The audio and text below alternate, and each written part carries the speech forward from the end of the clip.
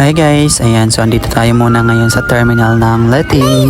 Kaya ayan, so ito muna ang ginawa ko ngayon guys kasi dito muna tayo ngayon sa terminal dahil may pupuntahan tayo ngayong araw. Meron nga palang nagtatanong sa akin mga guys kung paano daw ako nagbo-voice over. Sabi ko nga pala sa sarili ko, hindi ganoon kadali dahil kailangan talaga pinag-iisipan mo yung mga sinasabi mga guys. At syempre mayroon tayo kanyang-kanyang diskarte dito. Mga oras na to nasa biyahe pa tayo dito mga guys dahil mayroon tayong pupuntahang resort. At sa mga nakakaalam ng ganito, paki-comment lang sa baba. Mga oras na to nakarating na tayo dito sa Limon mga guys. Alam nyo bang maganda rin dito? At syempre nakarating na tayo sa ating pupuntahan. Ito nga pala ang sinasabi ko sa inyo dito mga guys. Ang dami nga palang nagsasabi na napakaganda daw dito mga guys. Kaya sa mga araw na to ating